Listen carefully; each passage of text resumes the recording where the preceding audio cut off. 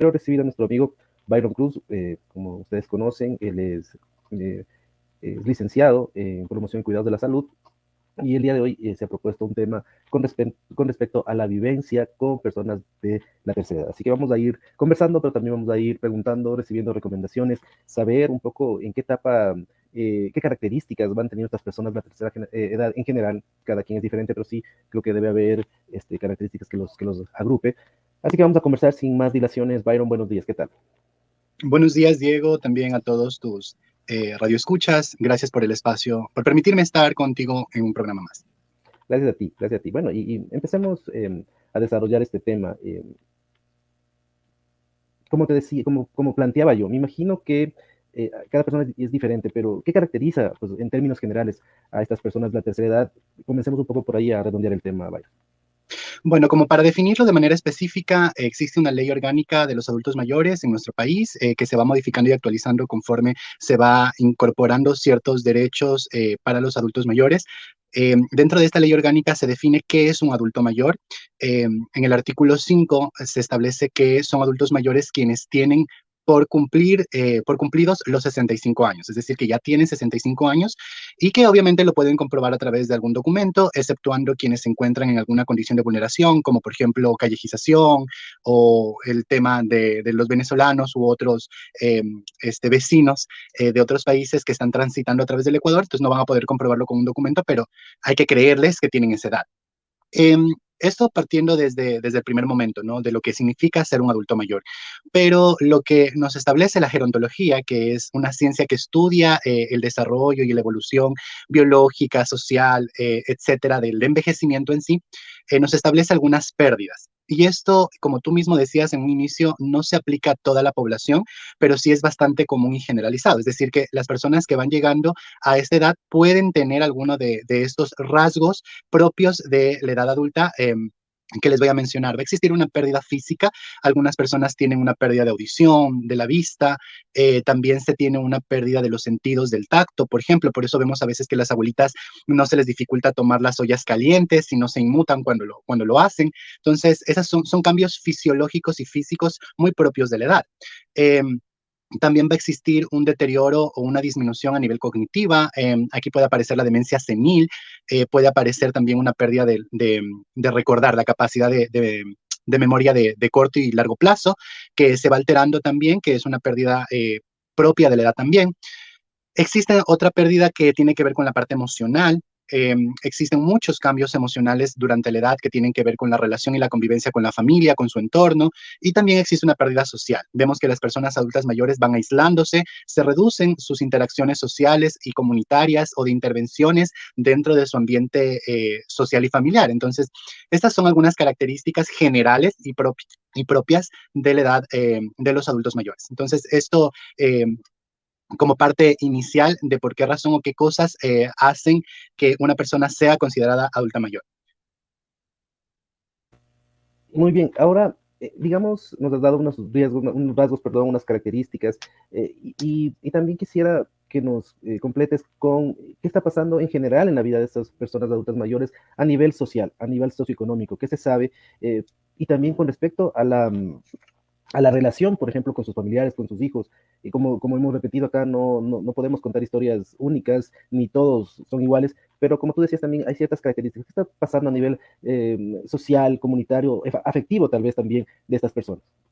Sí, mira, me gustaría comentarte unos datos que tengo, pero antes mencionarte que en mi experiencia, lo que yo he encontrado trabajando con adultos mayores, porque sí he trabajado con adultos mayores, a veces con todos los temas que hemos tratado aquí, la gente va a decir, está hecho de todo, pero por suerte sí, he trabajado con adultos mayores y me he encontrado que de manera general, muchos adultos mayores y las realidades de los adultos mayores es que terminan en soledad, en pobreza y con enfermedades. Entonces, de esto vamos a hablar un poquito más adelante, pero te quería comentar unos datos del INEC del 2018 que en aquel entonces nos decían que personas adultas mayores teníamos aproximadamente el 47.78% eran hombres y el 52.22% son mujeres. De este total, de este 100%, encontrábamos algunas problemáticas generalizadas que tienen que ver con el abandono, la mendicidad, la violencia en todas sus formas, la malnutrición y también el analfabetismo. Entonces, son algunas problemáticas de alrededor de 1.212.000 personas que son adultas mayores para aquel entonces, el 2018, y que de alguna u otra manera representan el 8.96% de la población total y que, como vemos, tienen esta problemática bastante agudizada y tiene que ver con lo que ya te decía anteriormente, ¿no? Que vemos que los adultos mayores están llegando a los 65 años con enfermedades, con soledad y con pobreza. Y eso tiene que ver con la relación de la familia. Em, Sin duda alguna, las relaciones o las interacciones familiares que han creado los adultos mayores, porque hay que entender algo, los adultos mayores no es que llegan, no es que nacen y se forman en ese momento como adultos mayores, sino que ya tienen una convivencia familiar y social que vienen arrastrando durante toda su vida y que al llegar a esta edad y encontrarse en una situación de dependencia, necesitan que estas relaciones familiares y sociales los solventen. Lo pongo de otra manera. Hablamos de una persona que quizás dejó a sus hijos, que abandonó a sus hijos, que quizás en algún momento no se hizo responsable económicamente de su familia, y cuando ya tiene una necesidad de dependencia, busca el apoyo y el soporte familiar, y obviamente existe un resentimiento de la familia. Son casos bastante comunes. Entonces, aquí vemos cómo de alguna u otra manera las relaciones, o mejor dicho, lo que se ha creado desde antes puede impedir un apoyo social, familiar, económico, emocional desde la familia, desde las redes de apoyo. Ahora, tomando esto como un ejemplo aislado y general, lo que se va a necesitar en una persona adulta mayor es desarrollar dos cosas, el autocuidado y la autonomía. Lo que siempre vamos a querer en personas adultas mayores y también en personas con discapacidad es que puedan autocuidarse, es decir, desarrollar ciertas habilidades y conocimientos que les van a permitir a ellos proteger su salud y proteger su vida en general, y obviamente también la autonomía, que puedan hacer la mayor cantidad de cosas solos, pero en algún momento de la etapa de evolución de la edad adulta, vamos a necesitar depender de alguien más.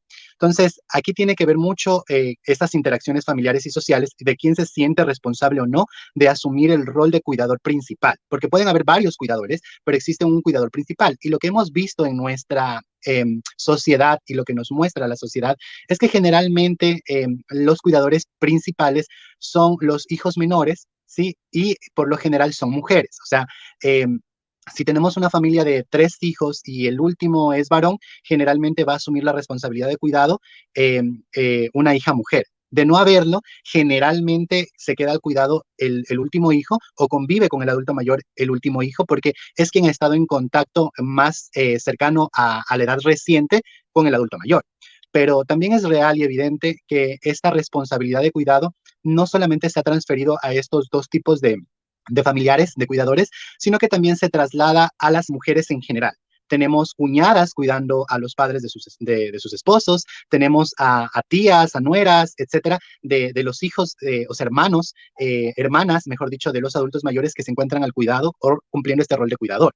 Entonces, como vemos, la responsabilidad está dividida a todo el núcleo familiar y no solamente está referida hacia los hijos. Ahora, legalmente, quien tiene la responsabilidad directa del cuidado y del apoyo económico, etcétera, del adulto mayor son los hijos.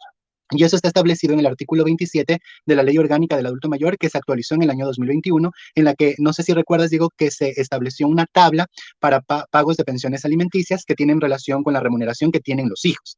Entonces, bueno, esa tabla está vigente hasta ahora y también tiene una especificidad para personas con discapacidad, pero bueno, ahí se establece cuál es el monto, la cantidad que tienen que pagar los hijos para la manutención alimentaria de los padres.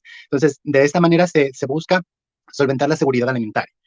Pero bueno, de manera general, lo que se busca es que se eliminen 3 aspectos generales de la convivencia con el adulto mayor. Estos son el paternalismo, el edadismo y el capacitismo. ¿Qué significa desde el último, desde atrás? El capacitismo significa que consideramos que las personas que por su edad ya no tienen las capacidades para realizar ciertas actividades o acciones. Por ejemplo, para nosotros en nuestra sociedad es muy sorprendente que una persona adulta mayor termine su bachillerato, realice una maestría o realice un ciclo de educación superior, quizás nos sorprende mucho. No es muy general que esto se dé, pero no significa, yo te hablaba que existen algunas pérdidas cognitivas, pero no significa que su mente desaparezca por completo, sino que existen ciertas condiciones que van disminuyendo la capacidad cognitiva. Y como lo vuelvo a repetir, no para todas las personas se aplica de igual manera. Ahora, el edadismo, ¿qué tiene que ver? Nuevamente, que por su edad ya no son capaces, o que mejor dicho, que su edad los incapacita. Eso significa el edadismo, ¿ya? Lo mismo puede ocurrir con un edadismo aplicado hacia los adolescentes, que pierden autonomía, por ejemplo, a nivel legal, porque no pueden, no sé, pongamos un ejemplo, practicarse un aborto porque no tienen capacidad de decisión por su edad. Volviendo al tema de los adultos mayores, el tema del paternalismo significa que esa persona que está al cuidado, que puede ser la familia o inclusive el Estado, toma decisiones por el bien hacer del adulto mayor que limitan las propias decisiones del adulto mayor y los está limitando en su autonomía. Es, por ejemplo, que los hijos le dicen, mira, mamá, no utilices ese tipo de ropa porque tú ya estás mayor, o mamá, no deberías tomar esto, o etcétera, sin una razón aparente o lógica o en beneficio del adulto mayor o del adulto mayor, y también tiene que ver con el Estado, como por ejemplo los procesos de institucionalización, es decir, cuando se retira el adulto mayor del núcleo familiar o del entorno en el que vive y se lo lleva a una casa de acogida, por ejemplo. Entonces, este tipo de situaciones van perjudicando y van deteriorando la salud mental también del adulto mayor y son de alto riesgo porque predispone una situación emocional en la que el adulto mayor se siente en indefensión y obviamente no puede desarrollarse porque siente que ya no tiene autonomía ni decisión en sí mismo. Yo escuchaba anteriormente que mencionabas el tema del cuidado y el rol que cumplían los hijos y como te explicaba, no solamente el cuidado tiene o está a cargo de los hijos, sino de la familia ampliada en general, pero uno de los principales temas que encontramos es que existe el síndrome del cuidador. Y esto no solamente se aplica para el adulto mayor, sino para todas las personas que tienen un cuidador principal. Esto no es nada más que un desgaste físico y emocional de parte de la persona que está cuidando al adulto mayor, porque cree que es la única persona que puede cuidar bien a su familiar y también porque asume toda la responsabilidad y se sobrecarga emocionalmente de lo que le pueda pasar al adulto mayor. Entonces, dentro de la convivencia, que es el tema principal del que estamos conversando el día de hoy, yo la recomendación profesional que siempre les doy a quienes hacen o asumen el rol de cuidador es que utilicen estos mecanismos y estas vías legales que ya existen para establecer ciertas reglas y normas y parámetros de responsabilidad desde todo el entorno familiar para que se conecte con el adulto mayor. Y esto no es algo que se trabaja cuando ya la persona cumple 65 años, sino que se trabaja desde antes. Y aquí quiero tocar otro tema. Las personas no nos preparamos para envejecer, Diego. Y en prepararse para envejecer significa que tengo que entender que estas condiciones generales que yo hablaba en un inicio, este deterioro cognitivo, físico, etcétera, va a irse presentando, quieras o no. En algunos más agudo y en otras personas quizás no.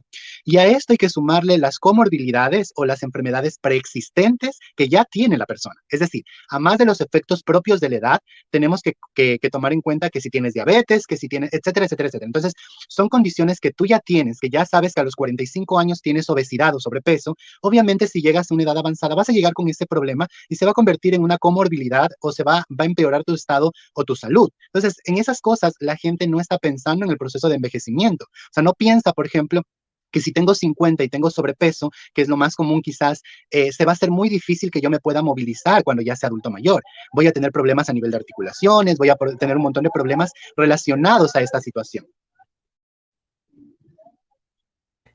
Sí, y es muy importante lo que mencionas porque, y justo yo iba a preguntarte, pero ya lo contestaste, porque precisamente pueda que a un cuidador le toque, ¿no? No es que eh, necesariamente lo haya decidido, sí, bueno, yo quiero hacer esto, sino que llega un momento en que posiblemente le toque y creo que es muy importante saber todas esas emocionalidades que pueden, de frustración muchas veces porque está frente a condiciones, a rasgos que tal vez no pueda manejar y de ahí que tú hablaste de este síndrome. Así que me parece muy importante. Siempre he tenido la oportunidad de asistir como a talleres que hablan del manejo de adultos mayores y se habla muy tangencialmente de los cuidadores, pero creo que es muy importante darles también esta capacitación porque muchas veces, como digo, no es lo mismo haberse capacitado para esta atención, de tener tal vez una vocación para esta atención, que de repente que les toque. Entonces pienso que sí hay que internalizarlo y también, no sé, tú me dirás, acceder a una capacitación sobre cómo afrontar este cuidado, ¿no? Mira, en el tema de internalización o de institucionalización, que ya el término institucionalización significa que es el Estado el que ya toma las riendas del cuidado de esta persona, puede ser niño, adulto mayor, etcétera. Pero retomando el tema del cuidador, algo que yo te mencionaba es que existe un cuidador principal, pero existen otros cuidadores y que esto se va desarrollando desde mucho antes. ¿Y cómo se desarrolla los roles del cuidador? La convivencia que se tiene con el resto de la familia. Por ejemplo, lo que estamos viendo socialmente hoy en día es que ya no tienen tiempo, por ejemplo, la gente para visitar a sus papás o que la convivencia de los nietos ya no es como hace 25 años que tenían un contacto más directo con los abuelos, sino que estamos viendo que los nietos visitan a sus abuelos en Navidad, en Año Nuevo, etcétera. Es decir, existe una desconexión familiar, con la responsabilidad que tiene que ver con el adulto mayor. Entonces, ese también es un problema, porque si, digamos, somos 5 hijos y solo yo vivo cerca de mis papás, obviamente la relación familiar va a estar más cercana ¿a quién? A quien vive cerca de los padres. Entonces, quien posiblemente se convierta en el cuidador principal sea yo. Pero eso no significa que el resto de la familia, y hablo de familia, pierda esta responsabilidad del cuidado con los adultos mayores. Es decir, que el cuidador principal de alguna forma tiene que orientar la responsabilidad hacia todos. Quizás no esté el resto de la familia presente en el cuidado, en el baño, en la atención del adulto mayor, pero sí de manera económica. Por eso te decía que es importante que se establezcan ciertas leyes, no leyes, perdón, ciertas normas y acuerdos entre la familia en general para que no exista este síndrome del cuidador, para que el cuidador también pueda descansar de las labores y actividades de cuidado, porque todos nosotros tenemos un proyecto de vida.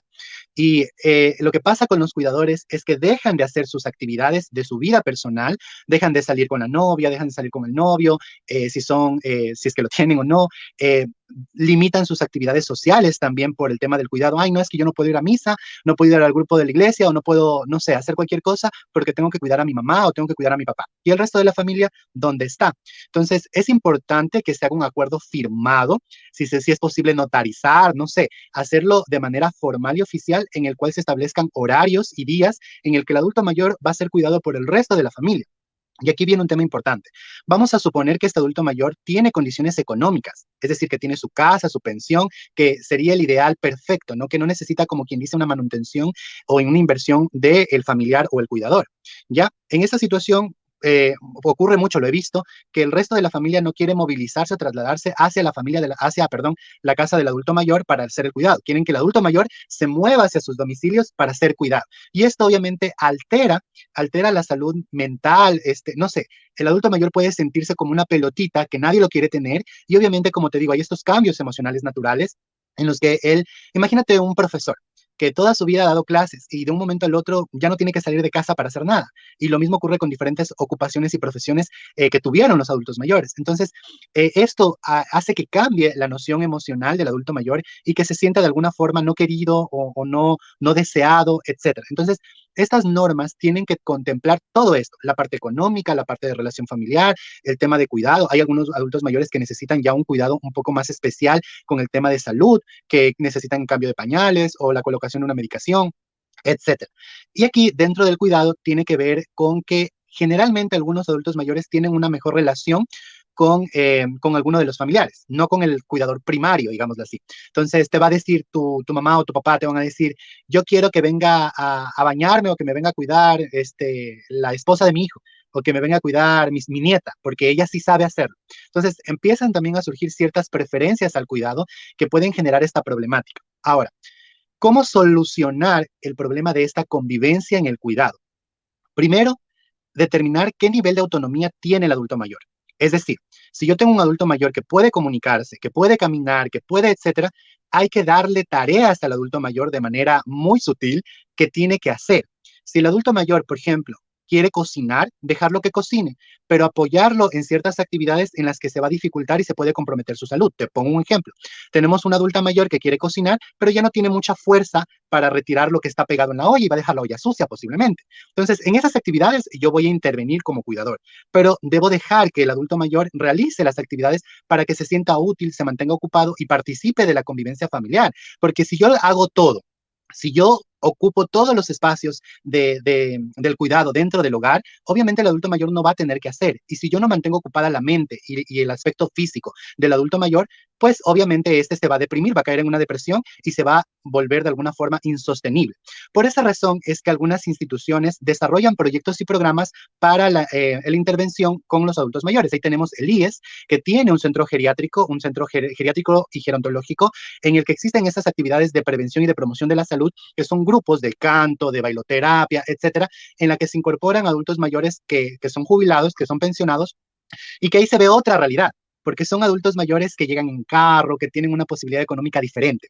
Pero existen otros proyectos y programas que son realizados por los municipios, por el Ministerio de Inclusión Económica y Social, que los del municipio son más abiertos, los que hace el patronato, porque no te piden tanto requisito. En cambio, los del Ministerio de Inclusión Económica y Social, como es una forma de contraparte y de compensación desde el Estado, sí te ponen que cumplas ciertos criterios, por ejemplo, del riesgo social o económico, es decir, del riesgo social, que tienes que cumplir con ciertos indicadores para pertenecer a los grupos.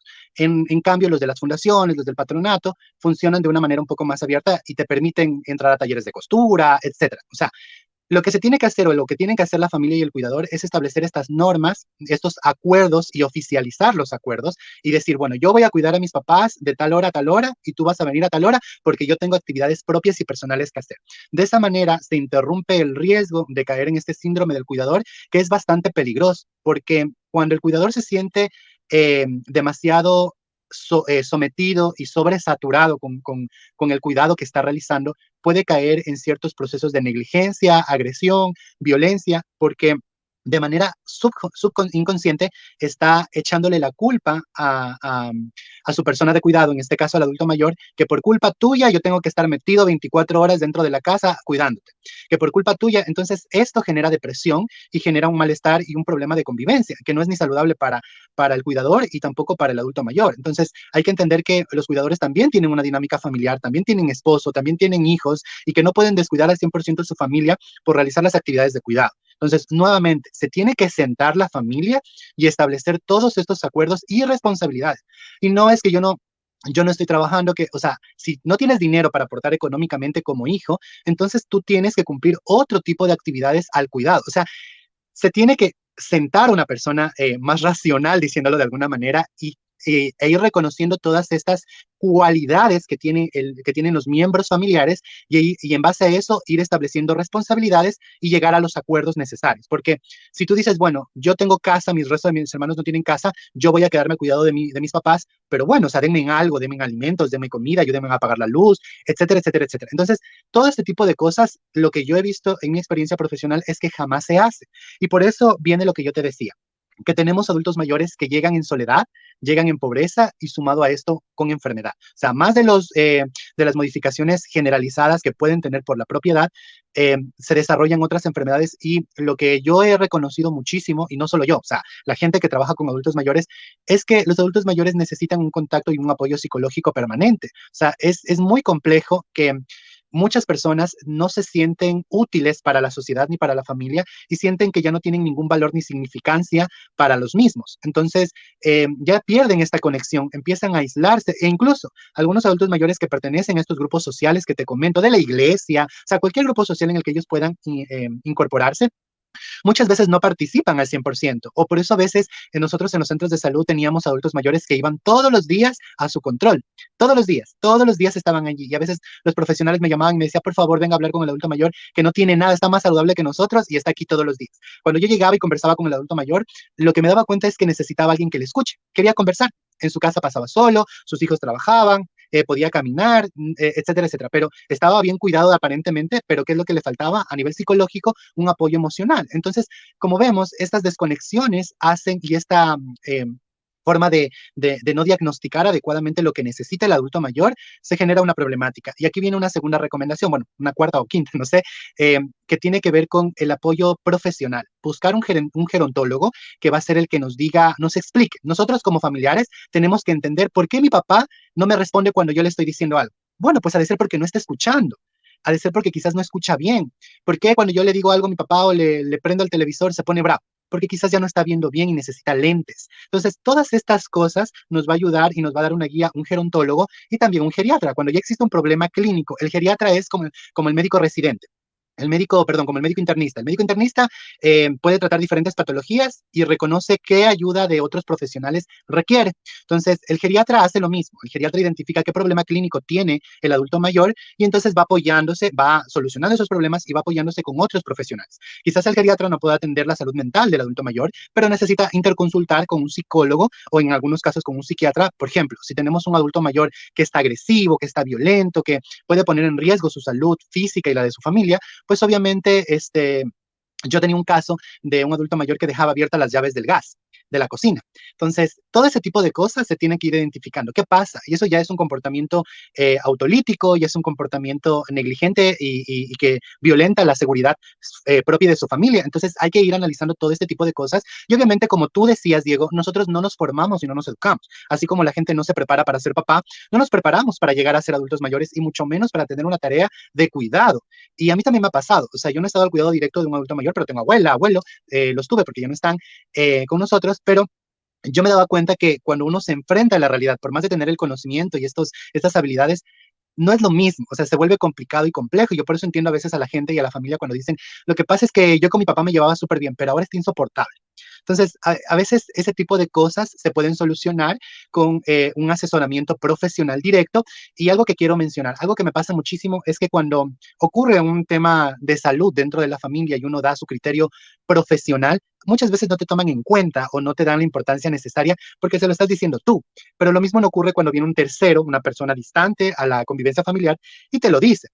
Entonces, por estas razones, porque es muy importante que busquemos que, por ejemplo, si tu papá no está comiendo, no sé, un alimento en particular y lo necesita, o no quiere tomar la medicación a la hora que es, buscar apoyo y buscar ayuda de algún profesional del área que esté, no sé, no, a veces puedes ir al dispensario médico que queda en tu comunidad y decirle a la enfermera, vea, por favor, apóyeme, vaya a ver a mi papá y dígale que la medicación se tiene que tomar a las 2 de la tarde, que por favor, o sea, ese tipo de cosas son formas del tema del acuerdo. Y otra sugerencia más, cuando ya estamos en esta labor de cuidado con el adulto mayor, es importante hacer reuniones. Esto es como un negocio. Tienes que hacer reuniones con el resto de la familia e ir conversando de los temas que están surgiendo en el cuidado del adulto mayor. O sea, dentro de eso, ese es otro problema, que yo como cuidador me doy cuenta que le pasa esto a mi familiar, le pasa esto a mi papá, esto le pasa a mi mamá, etcétera, pero yo solito me entero. O sea, nadie más sabe lo que le está pasando. Llega a suceder algo con el adulto mayor y toda la familia es porque tú no lo cuidaste, tú no le dabas de comer, tú no hacías esto, mi papá estaba flaquito, tú no le colocabas la medicina. Y ellos no se enteran de la realidad de lo que estaba pasando el adulto mayor. Entonces, inclusive por estos temas legales y que involucran un tema de seguridad también legal para el cuidador, es importante y necesario que comentemos cuál es la realidad que está aconteciendo a la vida del adulto mayor, que el resto de la familia sepan que no está tomando la medicación, que sepan que está haciendo, no está yendo a los controles, que sepan todo lo que ocurre alrededor del adulto mayor, que eso les permita involucrarse y hacer que se involucren, o sea, darles la responsabilidad. O sea, si vas a intercambiar el cuidado, a ti te toca cuidarlo hoy, ay, ñañita, sabes que yo hoy día no voy a poder ir porque tengo una consulta médica, lo lamento mucho. Hace 6 meses acordamos que a usted le tocaba cuidarlo hoy. Ya usted verá cómo hace, cambie su cita médica, porque solo hoy le toca cuidar a su mamá, a su papá. Es decir, tratar de que se cumplan los acuerdos y los compromisos tiene que ser una responsabilidad, sí, del cuidador principal. No asumir toda la carga y la responsabilidad, porque sí, es un desgaste. Y no quiero dejar sentada la posibilidad de que la gente que nos escucha y que también nos ve piense que, bueno, él está hablando de los adultos mayores como si fueran una sobrecarga. Recuerden que estoy hablando en términos generales y obviamente tengo que hablar de las problemáticas más comunes. Y es bastante común que los adultos mayores lleguen a un estado de salud bastante complejo y complicado. No todos, pero sí muchos llegan a un estado de salud complejo que necesitan un apoyo y una atención más personalizada. Entonces, como lo digo, no significa que todos los casos son iguales, porque existen casos mucho, mucho más complejos, pero lo principal es que estos acuerdos se cumplan y que de alguna manera el cuidador pueda desarrollar también su proyecto de vida y pueda desarrollar su dinámica personal de manera habitual y que sienta que la labor de cuidado no está sometiendo o cambiando su forma de vivir, porque eso sería que el cuidador desee que el adulto mayor ya no esté con ellos o que ya no se encuentre con ellos. Y esto, como lo te digo, es de riesgo, o sea, es de preocupación y también es de suma importancia considerar la salud mental del cuidador también. Sí, con respecto a lo que decías, quiero hacer como unas reflexiones de que no son reglas, ¿no? Por ejemplo, a mí me parece que de repente la persona que vive con el adulto mayor no necesariamente tiene que ser el cuidador principal, no necesariamente, porque Exacto. puede ser que esta persona que vive, aunque vive, entre comillas, pero pasa mucho más tiempo en la calle, tiene una actividad laboral que no Laboral, le permite estar realizando este trabajo, y de repente una persona que está afuera y es el que se encarga durante el día puede convertirse en el cuidador principal, ¿no? Entonces puede haber esas diferencias. Y en lo otro que también quería como reflexionar y pedirte ese apoyo, era en el hecho de que toda esta evaluación que vas a hacer con los médicos te va a permitir como hacer un cuadro de qué actividades sí puede o no puede hacer el adulto mayor para no caer en este paternalismo, ¿no? Porque de repente yo por más que quiera dar independencia a un adulto mayor y que como tú decías, de repente ya está acostumbrado a no percatarse de cuando abre o no abre la llave de la cocina para el gas, por más que yo quisiera dar independencia, eso ya es un comportamiento de riesgo. Entonces, esa evaluación que tú haces, que hace el médico, es muy importante porque va a decir qué actividades están o no permitidas, no sé si permitidas, sino que las puede o no realizar. Y lo segundo es, o lo tercero es, cada cuánto debería hacerse esta evaluación, por ejemplo, en términos generales, lo estamos repitiendo cada vez esto porque puede decir, no es mi caso, otra gente puede decir, no, a mí no me pasa esto, ¿no? En términos generales, ¿cada cuánto tiempo se debería hacer esta reevaluación para saber en qué estado está, si va perdiendo otras facultades o si aparecen nuevas? ¿Cuáles son las recomendaciones por ahí, Byron? Bueno, la recomendación general es que todos los adultos mayores tienen que tener una atención geriátrica. Todos. Todos, absolutamente todos tienen que ir a consulta con geriatra. Tienen que ir a consulta con un geriatra, un gerontólogo, para que el gerontólogo durante la evaluación, durante la examinación y todo lo demás, establezca qué comportamientos, qué rasgos de su salud mental ve comprometidos y que necesita una atención, o qué rasgos de su salud física o fisiológica requieren una atención en específico. Entonces, por ejemplo, en lo que tú mencionas, no es que el objetivo es limitar las actividades del adulto mayor para darle autonomía, todo lo contrario. El objetivo es incrementar en relación a la capacidad del adulto mayor, las actividades que puede realizar. Entonces, es reconocer que sí puede facilitar o mejorar su convivencia, su salud en general, y qué cosas pueden limitarlo. En relación a esto, se tienen que ir estableciendo, el profesional ir estableciendo algunas recomendaciones en relación a su especificidad y necesidad, y hay que entender algo, Diego. Cuando se convive con un adulto mayor, con una persona con discapacidad, la gente tiene que entender que la dinámica familiar se tiene que adaptar. No es que de alguna manera el adulto mayor tiene que cambiar toda su forma de vivir para integrarse a la familia con la que va a convivir ahora.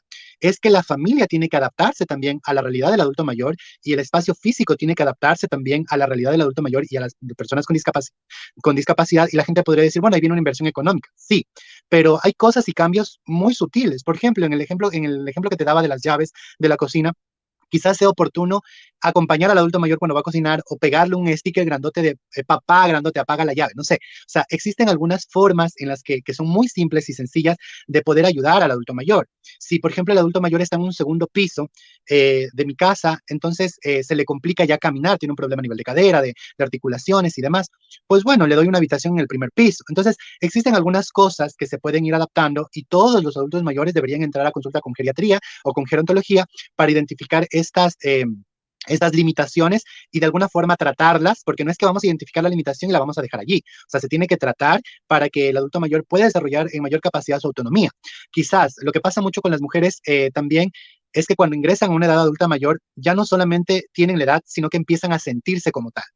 Es decir, de alguna manera se inutilizan, es decir, ya dicen, bueno, ya tengo 66 años, ya no puedo hacer esto. Y como yo también trabajo en temas de salud sexual, esto es lo que ocurre mucho con la parte de las relaciones sexuales, que vemos que yo mi mamá tiene una vecina que posiblemente a los 70 años tiene un novio, y ella se escandaliza y de alguna manera dice, no, ¿cómo va a ser posible? Ya está vieja o alguna cosa. Entonces, ese tipo de cosas tenemos que ir pensando, y son cosas que se tienen que trabajar con la familia, porque no la familia quizás no logra entender cuál es el objetivo, la necesidad de que el adulto mayor genere una relación afectiva a esa edad o en ese momento de su vida. Entonces, todas estas cosas que a nosotros se nos dificulta entender, necesitamos que alguien más con educación y con formación nos las pueda explicar. Entonces, sí es recomendable que los adultos mayores, más allá de ir a buscar una atención de medicina general, busquemos un profesional especialista en el área que nos va a hacer recomendaciones en todos los sentidos, mentales, físicos, familiares, sí, en el entorno familiar nos va a guiar en este sentido para que podamos tener la mejor convivencia con nuestros adultos mayores. Excelente, Byron. Quiero darte las gracias, pero te voy a dar un espacio para que puedas redondear las últimas recomendaciones o que tú dejes con esas ideas que tú consideras las más importantes al momento de convivir y de ayudar en el manejo del bienestar de una persona adulta mayor, por favor.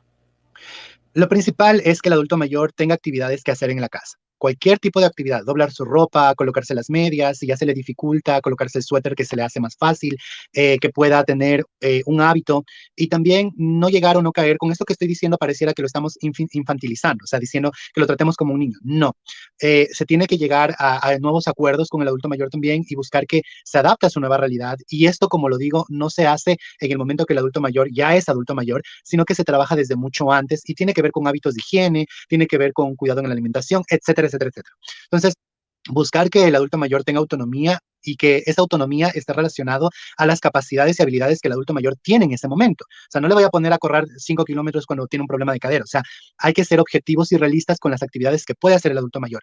También reconocer que cuando el adulto mayor tiene ya un problema de salud preexistente y se desarrolla una comorbilidad o una enfermedad que se suma, un problema de salud que se suma a su realidad de vida, eh, debemos buscar la manera de que esto no altere su capacidad, es decir, que no se genere una discapacidad. Les pongo un ejemplo.